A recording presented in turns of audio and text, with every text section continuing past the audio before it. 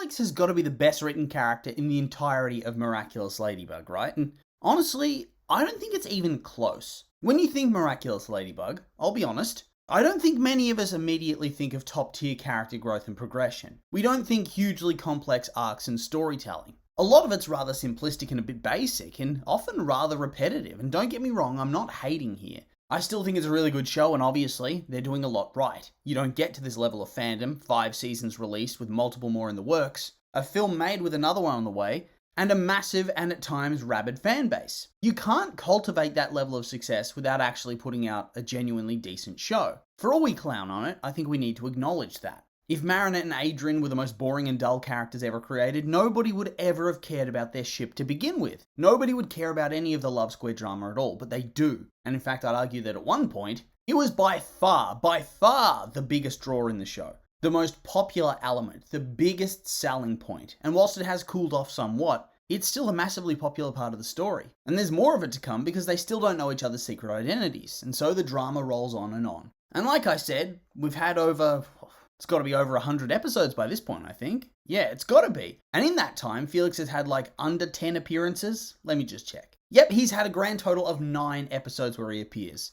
And yet he's quickly established himself as one of the show's biggest, most notable, and most important characters. And hopefully that's something that they can maintain going forward into season 6 and beyond, because currently, when he turns up, it's a big deal. It tells the audience that something exciting is about to happen that's going to advance the plot or result in a whole lot of character development and exciting storytelling. And losing that aura, making him feel stagnant like a whole lot of the other characters, that would be a massive shame. But enough about that. Because we got to talk about how Felix has managed to end up as the show's best written character. And like I said, part of that is that every single scene with him, it feels extremely important. It's written to feel that way. There is no fat on his storyline, no unnecessary BS. They don't have him appear for the sake of having him appear. And they've really made the most of having him around in those 9 appearances. In his first episode, we were in season 3, a high point of the show. We hadn't yet had the massive dramatic fallout of having the Chloe redemption arc walked back on, and I think the hype had never been higher. And then you get the news that the next episode contains Felix,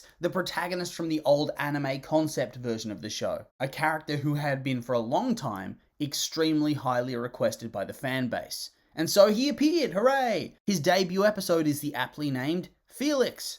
And he quickly establishes himself as a bit of a wild card character. He tries to screw over his cousin's life for no reason, which honestly does feel a touch out of character, as every other single appearance has sort of had his actions play into his perceived greater good of protecting Sentimonsters. But sure, anyway, he also establishes himself as a bit of a badass, fending off the Punisher trio for a time without powers. And he also gets one over on Gabe, stealing one of the twin rings right off his finger, setting up big things for the future. And also indicating that we don't really know what Felix is up to. It promised a big clash with Gabe in the future, and it also started the hints of potential Sentimonster shenanigans. But of course that was still early days. We didn't see him again until season 4 with the episode Gabriel Agreste, which, well, what do you know? Yet another really big episode that pushed the story along and kept setting up things for the future. This is the one where Gabe has that big party of a number of important people, where he seemingly threw it with the intention of trying to get his ring back from Felix. And once again, they do battle with each other, mentally mostly, and continue to develop their little feud, with more and more hints about the Sentimonster storyline, whilst also setting Felix on the path to begin to uncover Gabriel's secret identity. And I think this was the episode where the fandom really started to look at Felix as more than just a potential nemesis for Adrien, a potential future villain in later seasons, and into more of a grey character, because it became clear that they were building him for a big anti-hero arc. And all they had to do was add a little bit of nuance, make him seem both intelligent and powerful in how he deals with Gabe, and then avoids getting murdered by Gabe's akumatized form, and also in how he puzzles out that Gabe is actually Shadow Moth, or Monarch at this point. Is he Shadow Moth, Monarch? I think he's Shadow Moth at this point. And then we don't see him again until Strike Back, where he absolutely comes out as the most successful villain in the history of the story. He poses as Adrien, he's given the dog Miraculous by Ladybug, he uses it to betray the heroes and steal all the other Miraculouses apart from the big 2, and he gives them to Gabe in exchange for the peacock. Absolutely Chadley. And he follows up this massive W with just continuing to be an utter success. Pretty much taking the win no matter what he does, and fully defeating everybody with his genocidal moon plan. Like, yeah, he reverses it in the end due to his love for Adrien, and seeing his grief at having accidentally wiped out Marinette, which of course hurt Adrian, as at this point they were dating, I think, or in love, whatever. But he beat them all. He beat Monarch, Ladybug, it doesn't matter. This dude took the biggest win in the history of the show, and he didn't have to get beaten down. He walked it back by himself, and he learned and he grew as a result. He moved away from the anti-hero side of things, which indicates that in the future, perhaps he's going to be pushing more towards being a straight-up hero, just with a bit of an edge. But all of this, you might ask, how does this sort of prove that he's the better written character? Well, like I said, they managed to make this character feel special and have all those really important moments, no filler, no dead air, nothing wasted, in such a short amount of time. But meanwhile, can you say the same for anyone else? I honestly don't think so. Aside from Marinette, Adrian, and Gabe, nobody comes close to this level of story and character progression. But don't forget those other characters, those big three. They've had like over 100 episodes to develop that story. Felix has had 9, so he's just far more well-paced in terms of the writing than pretty much anybody else. Imagine if Marinette and Adrian had been given the Felix treatment in terms of the quality of their writing across 100 episodes. My God, imagine that. But that's not all I love. Next up, he's just a grey character. And from my experience, writing a grey character that is interesting and compelling whilst also still remaining a grey character is hugely difficult. Because you run that weird line of having them do good things, but also do bad things. You have to walk that line of morality. They have to be ambiguous, but you can't lean too far in either direction. And so often, this is just going to result in them becoming a massive edgelord hero character, which in my opinion are very cringy.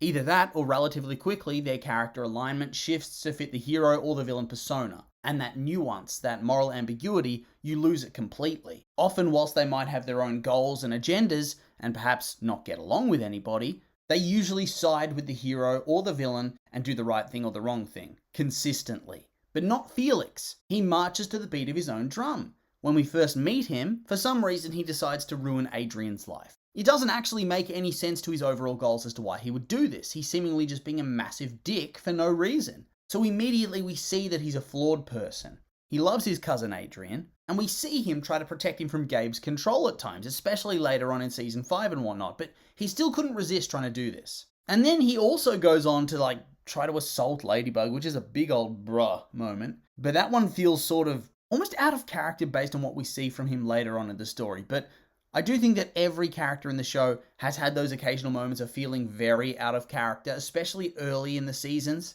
before they've been properly fleshed out. Like, I'm rewatching season 1 right now, and some of the early characterization, it's weird. Anyway, we then see him do some bad things when he betrays Ladybug and gives Gabe all the Miraculouses in order to secure himself the Peacock Miraculous. But then, on the flip side, he also goes against Gabe, such as when he kills everybody in the entire world because he feels angry that a very small minority of people, e.g. Gabe and Kagami's mum, have misused the Miraculous and don't treat the Senti people like actual living creatures. Like, a total world genocide, that's not the action of somebody who's especially heroic, but at the same time you look into his reasons and it's like, well, he's not a full villain either. He clashes with Gabe. He wants to ensure that he can't mistreat Senti people under his control. And then also, upon seeing how distressed Adrian is at the prospect of Felix having inadvertently killed off Marinette in his Blood Moon massacre, he reverses everything. He expresses his regret, he apologizes. And hey, he even finishes off the season trying to help put Marinette on Gabe's trail and reveal that he's Monarch, despite having known this for basically a whole last season without revealing anything at all. And so it shows that he walks that fine line. He has his own goals, his own agendas. He doesn't conform to the various different alignments. His character has goals that he needs to achieve, and thus within that framework, his actions, whether positive or negative, all go towards achieving those goals. It's only after he's accomplished what he wants that he has that change of heart, when he sees that it's not as satisfying as he thought it would be. And only then does he decide he needs to choose a side and help the heroes take down Gabe. But even then, him helping Marinette is motivated by the fact that he wants to be with Kagami, and he can't whilst they're in power.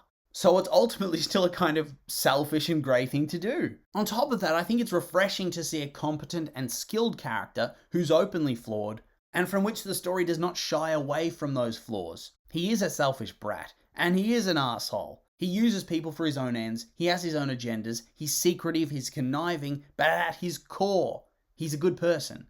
He's a troubled person, don't get me wrong. He's had a lot of trauma in his past. But you can see that goodness shine through, sometimes through his interactions with Adrian, or even with Marinette, but also his relationship and bond with Kagami, and the way in which he remembers his aunt, and the way he interacts with his mum. It makes him ambiguous and sympathetic and compelling. And in a way, I think it makes him feel the most real, or the most realistic, in the story. And, that is kind of funny and ironic because the character's a billionaire child prodigy with super spy gadgets, but somehow he still feels the most realistic to me in a way because he's complicated. Because he doesn't always make sense with what he does, like most people. He's not always rational, and he doesn't always do the right thing. He does the right thing for him. And I think overall, all of these factors combine to shape a must-see character. Whenever he's on screen, he steals the show. And the episodes that heavily feature his character, I think, are some of the most popular, important, and just genuinely good episodes in the entirety of the franchise. And so, based on all those attributes, and then combined with the limited time that the writers even had to showcase him, it's quite clear to me that Felix is by far the best written character in Miraculous Ladybug. Honestly, he's everything that I think people were hoping that Chloe would turn into in the end. And yeah, so not really much else to say on that front. So I'll just remind you that these have been my opinions, and now I'd like to hear yours. What do you think of what I've had to say? Are you with me? Maybe not. I'm curious for your thoughts, so make sure to like, comment, and subscribe, and let me know.